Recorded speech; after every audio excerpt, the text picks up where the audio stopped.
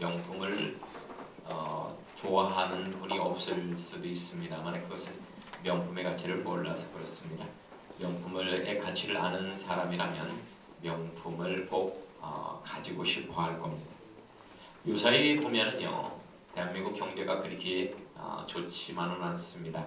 그럼에도 불구하고 명품 옷이나 명품 가방이나 명품 휴대폰 같은 것은 없어서 못 팔 지경이라고 합니다. 여러분들이 흔히 알고 있는 루이비통, 샤넬, 구찌, 프라다, 롤렉스, 버버리 이런 세계적인 명품 브랜드죠.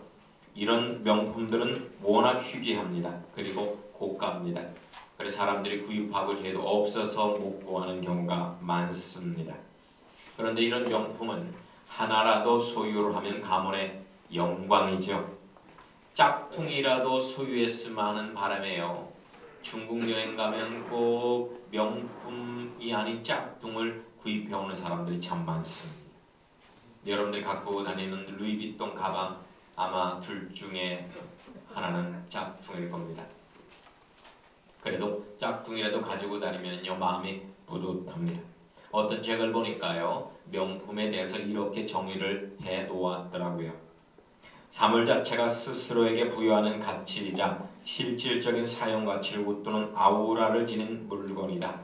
진정한 명품은 오래 숙성된 브랜드의 이념 속에서 세대를 뛰어넘는 자신만의 향기와 가치를 일관되게 갖는 것이다. 단지 값이 비싼 제품이 아니라 아버지가 아들에게, 어머니가 딸에게 대물림할 수 있는 지위를 담보로 할 수 있는 것이며 전통과 함께 불멸의 가치를 지니며 쓰면 쓸수록 빛을 발하는 하나의 예술품, 그것이 명품이다. 그랬습니다. 이 말의 요점은요, 명품이라는 것은 돈만을 목적으로 만들어진 상업용품이 아니라는 겁니다. 돈을 추월해서 작자의 혼이 들어가 있는 예술품이라는 겁니다. 작자의 혼이 들어가 있는 예술품. 스위스에 가보니까요, 거기에 진열되어 있는 롤렉스 시계가 있는데 딱 보니까 9,500만 원이더라고요. 롤렉스 시계가 9,500만 원. 그런데요, 야 비싸다 했는데 그것을 만드는 과정을 보니까 그만한 값어치를 하겠더라고요. 장인 한 사람이 거의 밤잠 못 자고요, 거의 3개월 정도를 만들어야 그 시계가 하나 나온답니다. 수십 년 동안 그 시계만 만들었던 장인이 3개월 정도 밤잠을 안 자고 만들어야 그 시계가 하나가 나온대요. 9,500만 원. 그 정도 시계라면 대대로 물려줄 만한 충분한 가치가 있는 그 돈이 결코 비싸지 않은 그런 명품이지 않은가 싶습니다. 여러분, 작자의 혼이 들어가 있는 예술품, 그걸 명품이라고 하는데요, 성경에 보니까 하나님의 혼이 들어가 있는 최고의 예술품이 나옵니다. 그것이 누굴까요? 우리 인간이에요. 내 자신이란 말입니다. 여러분들이 어떠한 종류의 인간이든지, 급한 사람, 느린 사람, 키 큰 사람, 작은 사람, 뚱뚱한 사람, 흑인, 백인, 황인, 어떠한 종류의 사람이든지 간에, 어떠한 재능을 갖고 어떤 학벌을 갖고 있는 사람이든지 간에 우리 인간 자체는 하나님의 혼이 들어가 있는 최고의 명품입니다. 인간이라는 말 자체가 최고의 명품 브랜드입니다. 인간이라는 말 자체가 최고의 명품 브랜드예요. 여러분, 내 자신이 명품이라는 것을 꼭 기억하시길 바랍니다. 옆에 있는 분에게 말씀하세요. 나 명품이요. 나 명품이요. 네. 나 명품이요. 명품이요. 여러분, 우리가 흔히 명품인간이라고 부르는 사람들이 있죠. 소크라테스, 그 다음에 종교개혁자 칼빈, 미국의 대통령이었던 에브라함 링컨, 그리고 사도 바울, 이런 사람을 우리는 명품인간이라고 부릅니다. 하지만은 이 사람들은 명품다운 외적 조건을 갖고 있는 사람이 아니에요. 그들이 명품이 된 것은 명품으로서의 가치를 깨달은 그런 가치관을 갖고 살았던 사람이기 때문입니다. 여러분, 명품은 소유적 존재가 아니가 존재적 의미를 갖고 있는 겁니다. 많이 소유했다가 명품이 아니에요. 그런 존재를 갖고 있어야 됩니다. 명품다운 외적 조건을 갖고 있다가 명품이 아닙니다. 여러분, 짝퉁들이 다 외적 조건을 갖고 있어요. 하지만 짝퉁이라고 해요. 우리가 명품이라고 부를 때는 그러한 가치관을 갖고 있다는 거예요. 명품의 인격을 갖고 있다는 거예요. 소크라테스를 한번 볼까요? 소크라테스는 얼굴이 울퉁불퉁하게 생겼고요. 눈이 아주 작고 튀어나왔습니다. 키도 아주 작았어요. 그리고 소크라테스는 추남 중에 추남이었습니다. 추남 중에 추남이었어요. 칼빈 한번 볼까요? 칼빈은요, 위장병 때문에 몸이 바싹 말랐습니다. 뼈만 남은 말라깽이였습니다. 눈병 때문에 눈에는 항상 눈곱이 끼어 있었고요. 대단히 신경질적인 사람이었습니다. 링컨도 마찬가지예요. 미국 사람이 가장 존경하는 에브라함 링컨은요, 몸과 얼굴이 깡 말랐고요. 다리가 유난히 길어서 고릴라라는 별명을 갖고 있었습니다. 그리고 대부분의 정치가들이 그가 얼마나 하찮았던지 경쟁 상대로 여기지 않을 정도로 출신 성분도 엉망이었고 학력도 초등학교가 전부였습니다. 그랬던 그였어요. 사도 바울 한번 볼까요? 사도 바울은요, 키가 오척 단식 150cm, 매부리 코, 대머리, 시력이 대단히 안 좋아서 코를 갖다 대야지만 볼 수 있을 정도로 시력이 안 좋았습니다. 거기다가 주기적으로 발작하는 간질 환자였습니다. 거기다가 위장병으로요, 꼬챙이처럼 말랐습니다. 그랬던 사람을 우리는 뭐라고 합니까? 명품이라고 합니다. 명품. 여러분, 1000만 원가량 되는 루이비통 가방에 개똥이 묻었다고 그 가방을 버리는 사람 없습니다. 루이비통 가방이 조금 해졌다고 버리는 사람 없습니다. 명품이기 때문에. 하지만 짝퉁은요, 아무리 흰성이라도 공장에서 나온 지 얼마 안 되는 거라도요, 인천공항 세관에 걸리면 바로 앞서서 다 태워버립니다. 다 태워버려요. 짝퉁은 그렇습니다. 여러분들은 명품임을 명심하시기 바랍니다. 그래서 하나님께 감사하며 당당하게 사시길 바랍니다. 우리는 우리의 존재를 알아야 돼요. 내 존재가 얼마나 가치 있는 존재인지. 나는요, 명품이기 때문에 산다는 것이 정말 황홀하다는 느낌을 갖고 살아야 돼요. 명품으로 산다는 것이 황홀한 겁니다. 무엇을 많이 소유해서 명품이 아니에요. 나는 그냥 명품입니다. 따라서 해보실까요? 나는 그냥 명품이다. 여러분, 어느 마을에 지혜롭기로 소문난 한 스승이 있었습니다. 그런데 어느 날 제자가 그 스승의 집에 놀러 왔는데 스승의 집을 구경하면서 놀라운 것을 하나 보게 됐어요. 금으로 된 주발입니다. 황금으로 된 주발이에요. 아니 스승님, 이 귀한 주발을 어디서 구하셨습니까? 그러자 스승은 힐끔 보더니 심드렁한 표정으로 이렇게 대답하는 겁니다. 아, 그거 말인가? 얼마 전에 저 앞에서 죽은 거지의 밥통이야. 그래 제자가 깜짝 놀랐습니다. 거지 밥통이라고요? 이 귀한 황금으로 된 밥통을 거지가 썼단 말입니까? 게다가 이 밥통을 팔면 그 거지는 일평생 먹고 살만한 엄청난 돈을 벌 수 있을 텐데 어떻게 굶어 죽었단 말입니까? 라고 말을 했습니다. 그러자 그 스승은 무표정한 표정으로 이렇게 대답합니다. 글쎄, 그런데 말이야, 밥통을 판다는 거? 그거 그렇게 간단한 거 아닐세. 아니 스승님, 뭐가 그렇게 어렵단 말입니까? 한참 만에 스승이 입을 열어서 이렇게 말합니다. 그 거지는 말이야, 자기 배만 채우는데 급급했어. 그 밥통이 얼마나 귀한지를 몰랐단 말이지. 우리 자신도 마찬가지네. 우리는 우리가 갖고 있는 것이 얼마나 귀한 줄을 모르고 남의 것을 열심히 가지려고만 하지 내가 얼마나 귀한 것을 갖고 있는지를 모른 채 말일세. 여러분은 명품입니다. 할렐루야. 여러분은 지금 그대로 충분한 가치를 갖고 있는 명품입니다. 내가 얼마만큼 소유했는지를 계산하지 마세요. 남과 비교하지 마세요. 이것들은 타락한 우리 옛사람이 하는 어둠입니다. 하나님이 여러분 자신을 원하시지 여러분의 재산이나 명예나 권력을 원하는 게 아닙니다. 여러분 자신을 원하는 겁니다. 왜냐? 여러분 자신이 명품이기 때문에요. 여러분은 사명에 충실한 삶을 사시기 바랍니다. 남과 절대 비교하면 안 됩니다. 여러분이 가야 할 독특한 하나님이 주신 길이 있단 말입니다. 그 길을 찾아서 가야 되는 것입니다. 그것이 바로 사명입니다. 나의 가치는 돈으로 환산할 수 없어요. 그래서 돈 때문에 양심을 팔고 돈 앞에서 비굴해지는 일이 있어서는 아니 되는 것입니다.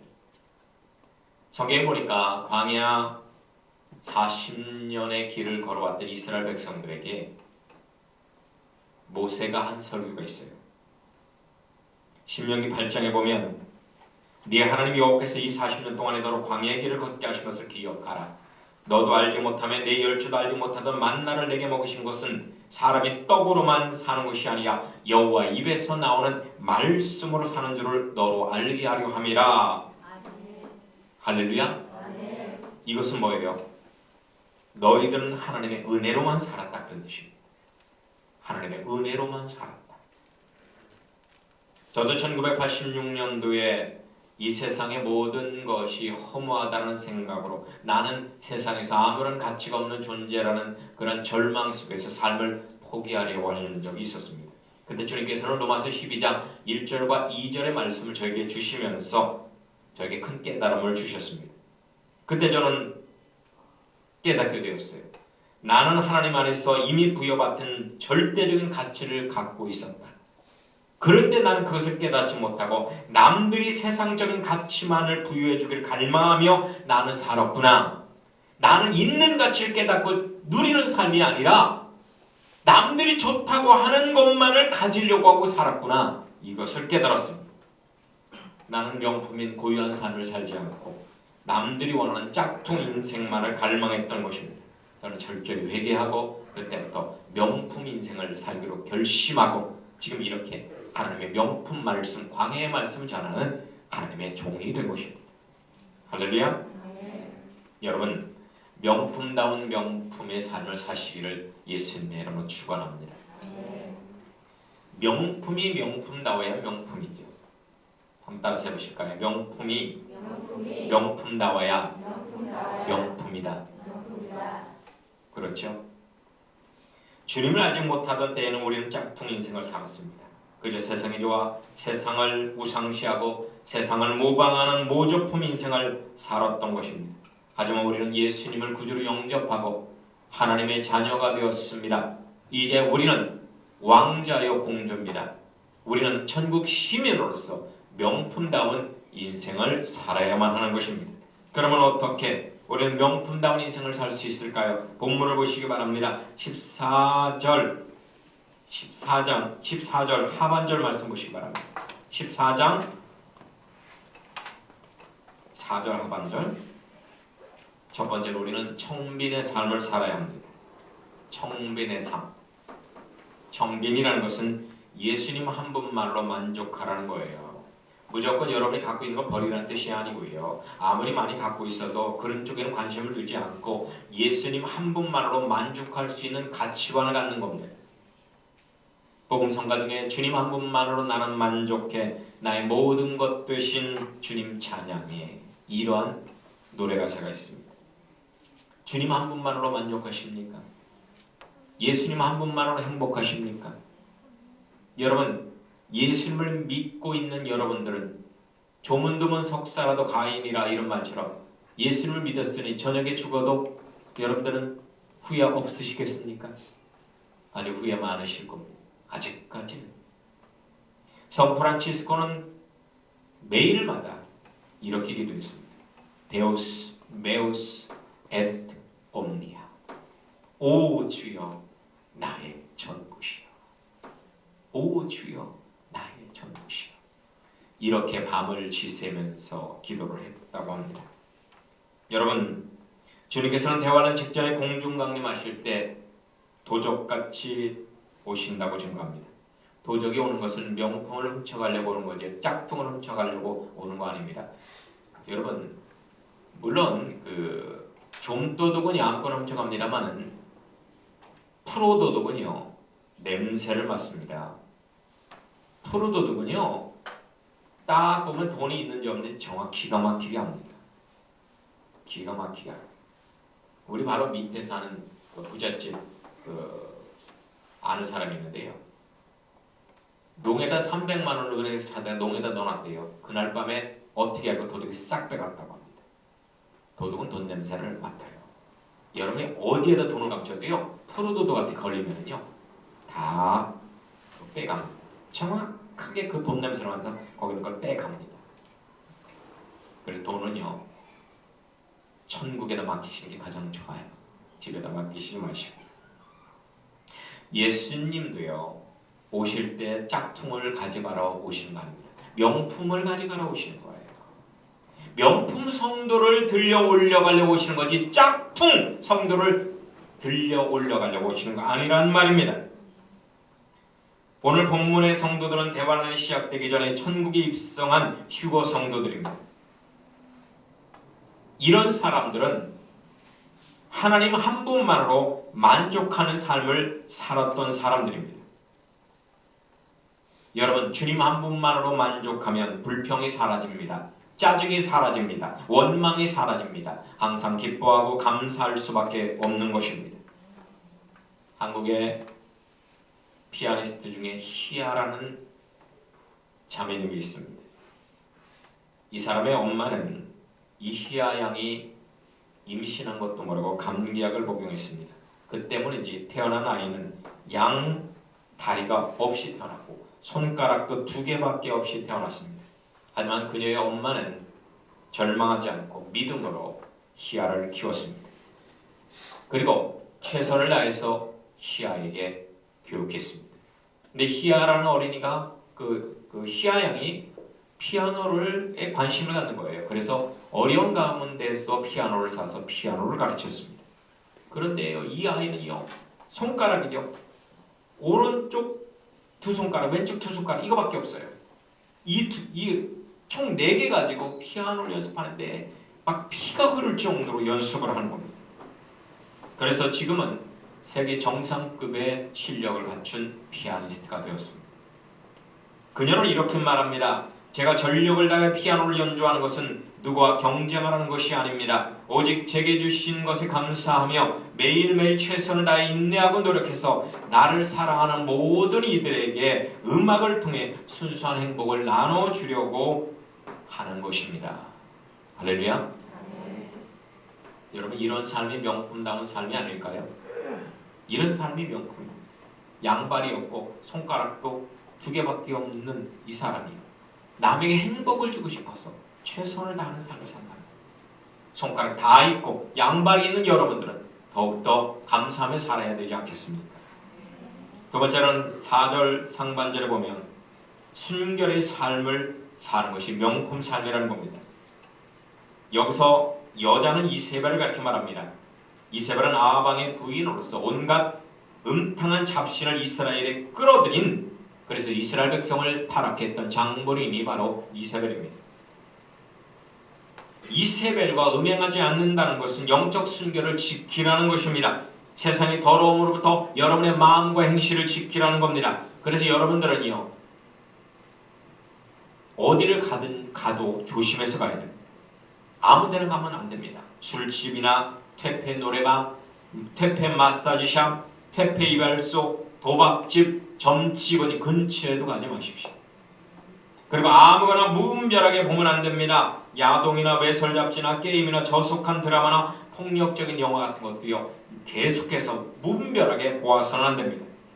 그리고요, 듣는 것도 아무거나 막 들으면 안 돼요. 예를 들면 헤비메탈 음악이라든지 음울한 대중가요라든지 비성경적인 연설, 특히나 이단 교주들이 하는 연설 같은 거, 호기심에도 듣지 마시기 바랍니다. 그냥 빠져들어갑니다. 그냥 빠져들어갑니다. 여러분, 우리는 하나님의 성전입니다. 그러므로 우리의 마음과 행실이 음란과 포악과 거짓과 탐욕과 교만과 질투로부터 더럽혀질 때마다 예수님의 보혈로 깨끗이 빠는 회개의 삶이 대단히 중요하다는 겁니다. 여러분, 신앙생활은 클린이에요. 깨끗한 삶입니다. 우리 행동이 깨끗해야 됩니다. 우리의 언어가, 우리의 생각이 깨끗해야 합니다.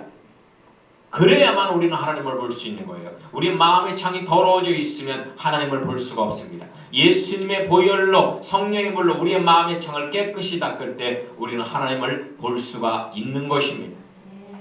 저는요, 기도를 해도 하나님 못 보겠어요. 설교를 들어도 하나님 못 느끼겠어요. 설교에 문제가 있는 게 아니에요. 여러분, 마음의 문제가 있는 겁니다. 예수 눈물을 흘려가면서 회개하십시오. 그러면요, 설교를 들을 때 하나님의 음성을 들을 수 있을 겁니다. 교회 와서 기도할 때 하나님의 형상을 볼 수가 있을 것입니다.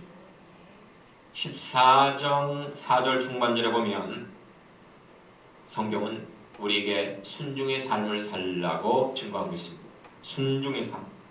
여러분, 천국의 명품관에 있는 사람들은 주님이 어디로 인도하든지 아멘 하고 따라갔습니다. 아멘. 노맨이 없었어요.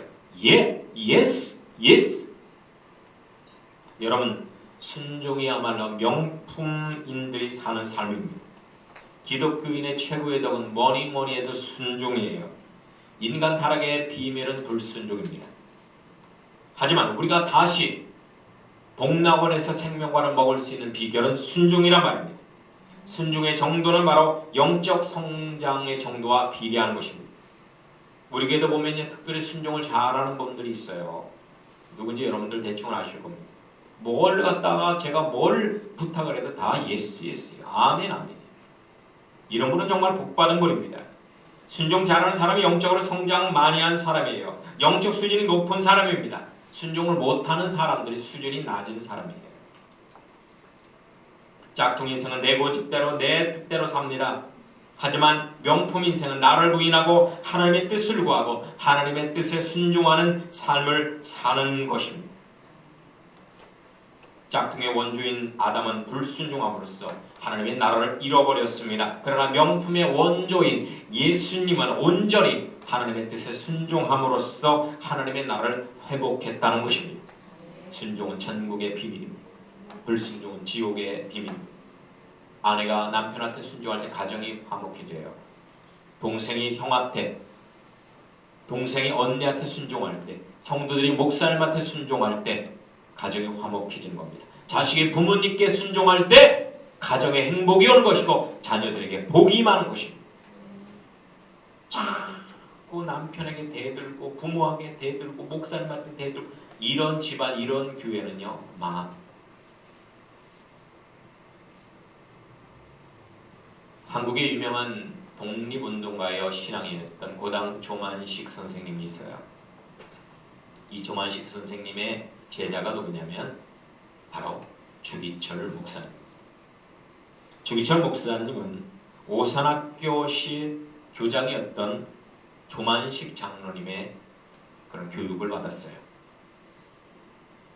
그런데 조만식 장로의 조만식 장로님은요, 산정현 평양에 있는 산정현 교회의 시무장로였습니다.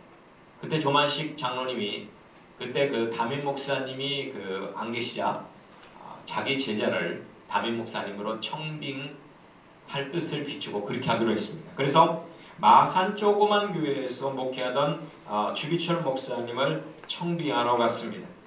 근데 청빙하러 가서 그 주기철 목사님 앞에서 무릎을 꿇고 있는 거예요. 그래서 이 주 목사님이 아니 선생님 제발 좀 편히 앉으세요. 저는 선생님의 제자입니다. 좀 편히 앉으세요.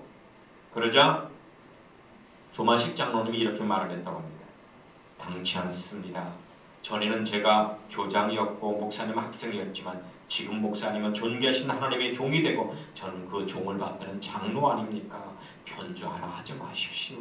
그럼 끝까지 무릎을 꿇고 앉아있더랍니다. 끝까지.